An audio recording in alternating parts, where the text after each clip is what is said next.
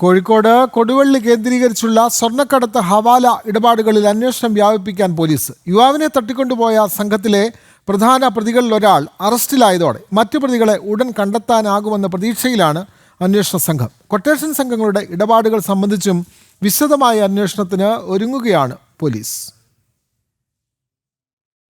കൊടുവള്ളി കേന്ദ്രീകരിച്ചുകൊണ്ടുള്ള സ്വർണ്ണക്കടത്തും ഹവാല ഇടപാടുകളും പോലീസിന് തലവേദനയായിട്ട് വർഷങ്ങളായി.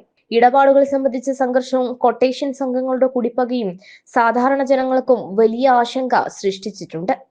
ഇതിന്റെ ഒടുവിലത്തെ ഉദാഹരണമാണ് അന്നൂസ് റോഷൻ എന്ന യുവാവിനെ കൊട്ടേഷൻ സംഘം വീട്ടിലെത്തി തട്ടിക്കൊണ്ടുപോയ സംഭവം. ദുബായിലുള്ള അന്നൂസിന്റെ സഹോദരൻ അജ്മലുമായുള്ള സാമ്പത്തിക തർക്കമാണ് ഇതിന് പിന്നിലെന്നാണ് കണ്ടെത്തൽ. സ്വർണ്ണക്കടത്ത് ഹവാല ഇടപാടുമായി ബന്ധപ്പെട്ടാണ് സംഘത്തിന്റെ ഇടപെടൽ എന്നാണ് പോലീസ് പറയുന്നത്. പ്രധാന പ്രതികളിൽ ഒരാളായ മുഹമ്മദ് നിയാസ് കഴിഞ്ഞ ദിവസം അറസ്റ്റിലായതോടെ മറ്റു പ്രതികളെ വേഗത്തിൽ കണ്ടെത്താൻ അന്വേഷണം വ്യാപിപ്പിച്ചിട്ടുണ്ട്. ലഹരിക്കടത്ത് കൊട്ടേഷൻ സംഘങ്ങളുടെ കൂടുതൽ വിശദാംശങ്ങളും പോലീസ് തേടുന്നുണ്ട്.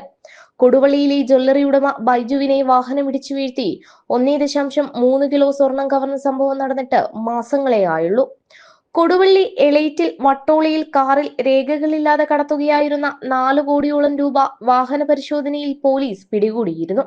വീട്ടിൽ നിന്ന് 6 ലക്ഷം രൂപയുടെ നിരോധിത പുകയില ഉൽപ്പന്നം പിടികൂടിയ സംഭവത്തിൽ മുഹമ്മദ് മുഹ്സിൻ എന്നയാൾ പിടിയിലായിരുന്നു. കൊടുവള്ളി ഓമശ്ശേരിയിൽ യുവാവിനെ തട്ടിക്കൊണ്ടുപോയി മർദ്ദിച്ച സംഭവവും ജനങ്ങളിൽ ആശങ്കയുണ്ടാക്കിയിരുന്നു.